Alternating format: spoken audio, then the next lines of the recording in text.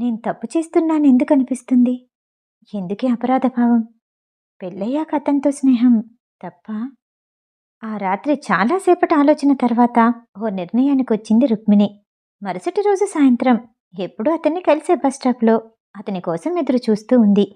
Office నుంచి ఎప్పట్లానే బస్టాప్కొచ్చాడు సందీప్. రుక్మిణిని చూస్తూనే నవ్వుతూ, ఈరోజెటైనా వెళ్దామా?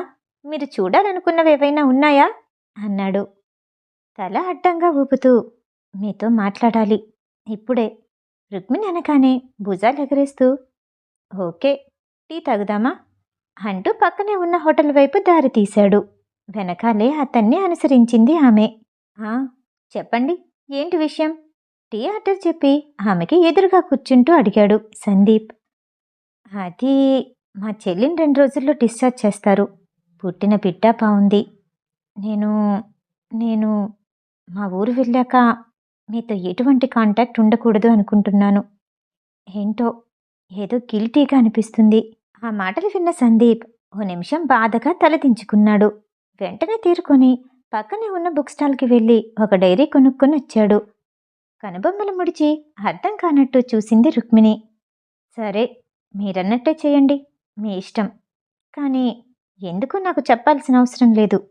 కనీసం మీరైనా తెలుసుకోండి, ఇందులో రాసుకోండి. అప్పటికీ మీకు అలానే అనిపిస్తే మన స్నేహం ఇంతటితో మిగిద్దాం అంటూ డైరీ చేతికిచ్చి వెళ్ళిపోయాడు. ఇంటికి వచ్చాక ఆ రాత్రి మళ్ళీ ఆలోచనలో పడింది. జరిగింది గుర్తు చేసుకుంది. చెల్లికి ప్రసవమైంది. తను ఎప్పుడూ ఒంటరిగా ప్రయాణం చేసిందే లేదు. భర్త కృష్ణ ఎప్పుడూ ఆఫీస్ వర్క్లోనే ఉంటాడు. అతను చెడ్డవాడేం కాదు. కానీ తనకున్న ఒక్కగానొక్క కూతురికి మంచి జీవితాన్నివ్వాలని ఆరాటపడే ఓ మధ్యతరగతి ప్రైవేటు ఉద్యోగి.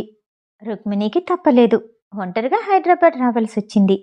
చెల్లి వాళ్ళ ఇంటి నుండి వంట చేసుకుని హాస్పిటల్కి తీసుకెళ్ళాలి.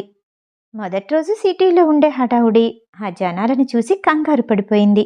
బస్ ఎక్కాలన్నా భయపడిపోయింది. ధైర్యం చేసి బస్ ఎక్కబోతుంటే కింద పడిపోయిన ఆమెని వెనకాల నుండి సందీప్ పట్టుకున్నాడు.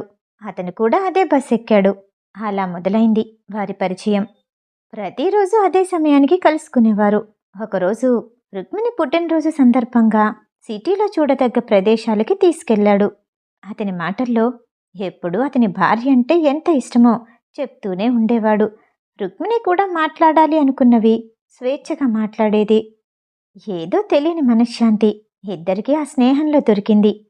కానీ ఏ తప్పు లేకపోయినా ఏదో బాధ. ఆలోచించి అతనిచ్చిన డైరీలో కొన్ని వాక్యాలు రాసుకుంది. చివరికి